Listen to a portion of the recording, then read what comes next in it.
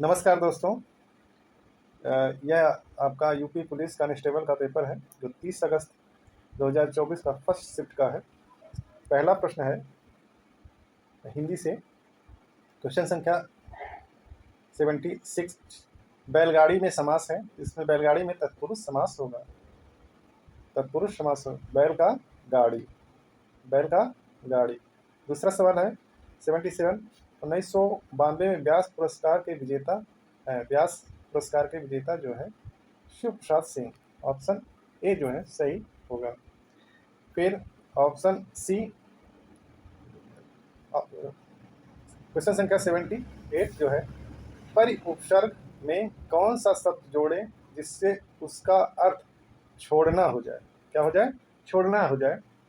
तो यहाँ आपका ऑप्शन ए, हार में अगर आप परि उपसर्ग जोड़ देंगे तो छोड़ने के अर्थ में हो जाएगा। तो क्यों होगा? देखिए, इसका सीधा सा आंसर ये है, परिहार।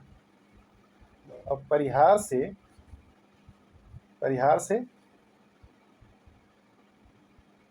परिहार्य बना है, और परिहार से अपरिहार, अपरिहार्य। अब परिहार्य माने होता है जिसे छोड़ा जा सके, जिसे छोड़ा जा सके। परिहार का अर्थ हुआ, परिहारी का अर्थ हुआ जिसे छोड़ा जा सके, और अपरिहार का अर्थ हुआ जिसे छोड़ा न जा सके। इस संदर्भ में आपका ऑप्शन ए जो है सही होगा। हार जो है ऑप्शन ए सही होगा। 79 आपका अगला सवाल है, कौटिल्य। 79, कौटिल्य का विलोम शब्द। तो कौटिल्य का जो विलोम शब्द होगा वो आर्जव होगा। अब आर्जव क्यों होगा? तो देखिए, कुटिल से जो है, कुटिल से जो है कौटिल्य बना है। क्या बना है? कौटिल्य। और कुटिल से कौटिल्य, और कुटिल का जो है, कुटिल का जो विलोम होगा वो आपका रिज। क्या होगा? रिज। क्या होगा? रिज। रिज जो है ये कौटिल्य का विलोम होगा, और रिज से इसका आर्जो बना। क्या बना हुआ है? आर्जो। इसलिए ऑप्शन ए जो है सही होगा 79 का, आर्जो। अगला सवाल है, अगला जो सवाल है, प्रतिकूल शब्द में कौन सा उपसर्ग प्रयुक्त हुआ है। तो यहाँ आपका ऑप्शन बी जो है प्रति सही होगा। तिलक किस प्रकार का शब्द है? तो तिलक जो है आपका तत्सम शब्द है। 82 जो है, 82 जो है स्वच्छ शब्द का पर्यायवाची शब्द है। तो ये आपका निर्मल होगा। क्या होगा? निर्मल होगा। तो 12वां छंद आपका अर्ध सम्मात्रिक छंद है, इसमें 12 सात की मात्रा होती है, 12 सात का। फिर कौन सा शब्द क्रिया विशेषण? तो क्रिया विशेषण ऑप्शन सी तेज होगा। 85, मुख में, मुख दर्शन में कौन सा समास है? ये आपका ऑप्शन ए तत्पुरुष समास होगा। 86 क्वेश्चन, 8 कनौजिया 9 चूहे, लोकोक्ति का अर्थ क्या होगा? आपका ऑप्शन डी अलगाव की स्थिति होगा। 87 क्वेश्चन संख्या 87, री ध्वनि में किस स्वर के अंतर्गत आते हैं? ये आपका री जो है ह्रस्व स्वर होगा। है 88, निम्नलिखित प्रश्न में 4 विकल्प में से क्रिया का सही रूप वाला विकल्प चुनिए या पहचानिए। तो क्रिया का सही विकल्प यहाँ एक दिया हुआ है वाक्य, और आगे खाली है। शायद कल मीरा खाली स्थान है। अब जाना जो क्रिया है उसको संभव भविष्य काल में परिवर्तित करना है। तो इसका संभव भविष्य काल ऑप्शन डी जाए हो जाए। यहाँ हो जाएगा शायद कल मीरा दिल्ली जाए, जाएगा। तो ऑप्शन डी आपका सही है। 89 है आपका, गाड़ी और गाढ़ी शब्द युग्म के लिए सही अर्थ युग्म चुनिए। सही अर्थ युग्म, तो गाड़ी जो है यान हो जाएगा, और गाढ़ी का गहरी। ऑप्शन सी होगा। तो गाढ़ी, गहरी या गहरा, तो ऑप्शन सी सही होगा। क्वेश्चन संख्या 90, भ्रमर शब्द के पर्यायवाची शब्द का चयन करना है। तो भ्रमर शब्द का पर्यायवाची ऑप्शन बी मधुकर होगा। 91, त्याग पत्र उपन्यास किसकी रचना है? ये जैनेन्द्र सर की रचना है। इस गद्यांश को आप लोग पढ़ लीजिए। गद्यांश का जो प्रश्न है, बिना गद्यांश को अच्छी तरीके से पढ़े आप प्रश्नों को हल नहीं कर सकते। तो आइए आप पास करके हम लिए पढ़ लीजिएगा। तो पहला प्रश्न है, यहाँ फिर से हम कर दे रहे हैं, आप लोग इसको पढ़ लीजिएगा अच्छे से और तब फिर इसको प्रश्न को देखिएगा। तो पहला प्रश्न है, एटम बम की 92 एटम बम की अपार शक्ति का प्रथम अनुभव कैसे हुआ? तो यहाँ आपका ऑप्शन ए जो है सही होगा, जापान की अजेय शक्ति की पराजय से। फिर 93, बड़े बड़े देश आधुनिक विनाशकारी शस्त्र क्यों बना रहे हैं? तो ये आपका पारस्परिक भय के कारण बन रहे हैं। एक कि मेरे पास होना चाहिए या सामने वाले के पास है, मेरे पास क्यों नहीं होना चाहिए। 94, आधुनिक युग भयंकर और विनाशकारी होते हैं क्योंकि ऑप्शन ए, अधिकांश जनता और उसकी संपत्ति क्या होती है, नष्ट हो जाती है। इस 95 इस गद्यांश का मूल तथ्य क्या होगा?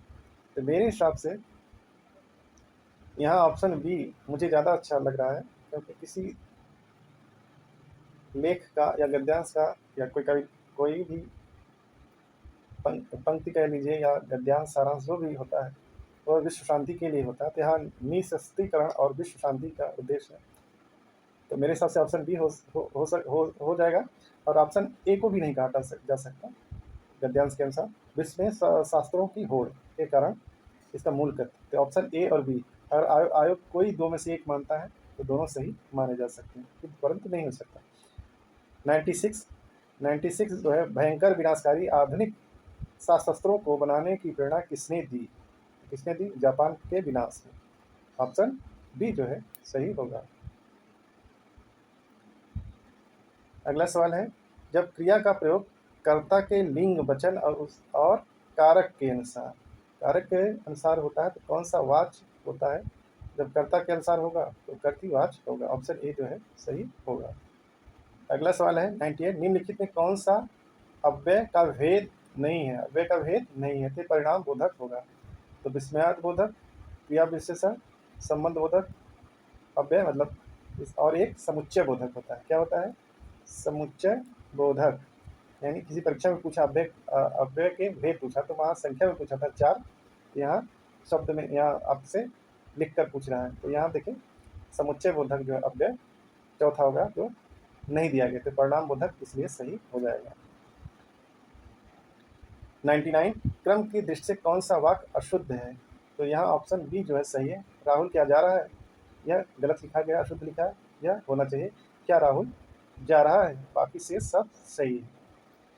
प्रश्न संख्या 100, कौन सा शब्द पत्र शब्द का अनेकार्थी है? तो पत्र शब्द का अनेकार्थी नहीं है, वो है पुष्प। निम्नलिखित में कौन सा अर्थालंकार है? अर्थालंकार आपका रूपक है। कौन सा अलंकार है? रूपक। निम्नलिखित में कौन सा घोष वर्ण है? तो घोष वर्ण ऑप्शन डी जो है होगा, क्योंकि वर्ग का पहला और दूसरा अघोष और तीसरा और चौथा वर्ण जो है वो घोष होगा। तीसरा, चौथा और पांचवा वर्ण जो है घोष होगा। घोष को सघोष भी बोलते हैं, इसलिए ऑप्शन डी सही होगा। 103, छत से ईंट गिरी में कौन सा कारक है? यहाँ अपादान होगा। क्वेश्चन संख्या 104, मुख्य क्रिया के अर्थ को स्पष्ट करने वाली क्रिया होगा, वो आपका सहायक क्रिया होगा। ऑप्शन सी जो है सही होगा।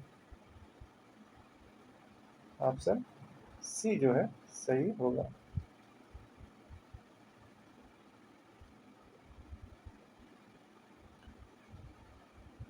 एक मुलाकात कहानी की कथाकार कौन है? तो उषा राज हैं, ये लेखिका प्रवासी लेखिका है जो अब भारत में नहीं रहती है। 106, अपवाद को छोड़कर वर्णमाला के अक्षरों का नाम किस लिंग में होते हैं?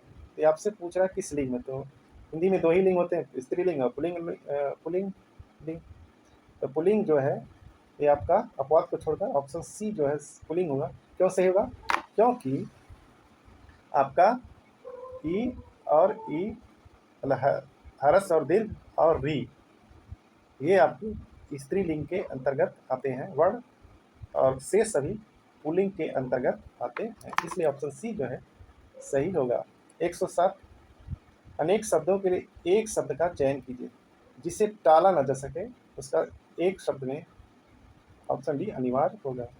निम्नलिखित वाक्य के लिए सही मुहावरा का बताइए। सही मुहावरा जो है यहाँ आपका मीठी मीठी बातों से लज्जित करना। यहाँ आपका मेरे सबसे मखमली जूते मारना होगा। यानी इसका जो शाब्दिक अर्थ होगा मुहावरे का, वो मखमली जूते मारा, यानी मीठी बातें, चिकनी चुपड़ी बातें करना। 109 मिथ्या आडंबर के अर्थ में किस लोकोक्ति का प्रयोग होता है? तो मिथ्या आडंबर के अर्थ में किस लोकोक्ति का प्रयोग होता है? तो यहाँ आपका ऑप्शन जो है सी जैस जो है सही होगा। कौन सा ऑप्शन? सी। अब जो चून माने होता है, ये छटाक चून चौबारे रसोई, चून माने होता है आटा। क्या होता है? आटा। तो चून माने आटा, यहाँ छटाक आटा और चौबारे रसोई, यानी थोड़ा सा आटा और इतनी बड़े रसोई में लेके बैठा गया है। तो यहाँ जो है मिथ्या, या इसका कहने का मतलब मिथ्या आडंबर है, केवल दिखावा है। जैसे एक शाब्दिक और फीके ऊंचे मकान फीके पकवान, इससे भी आप उदाहरण ले सकते हैं। तो ये भी एक है आपका लोकोक्ति। फिर आपका है अगला सवाल। अगला सवाल जो है 110 अनाज का पर्यायवाची शब्द है। अनाज का पर्यायवाची शस्य होगा। कहावत शब्द में प्रयुक्त प्रत्यय आवत हो जाएगा। अब अद्भुत रस का अस्थाई भाव विस्मय होगा। तो आज की जो है प्रश्नों की जो श्रृंखला हुई समाप्त हुई। अगर वीडियो आप लोगों को पसंद आया हो तो लाइक कीजिए, सब्सक्राइब कीजिए, शेयर कीजिए। वीडियो देखने के लिए धन्यवाद।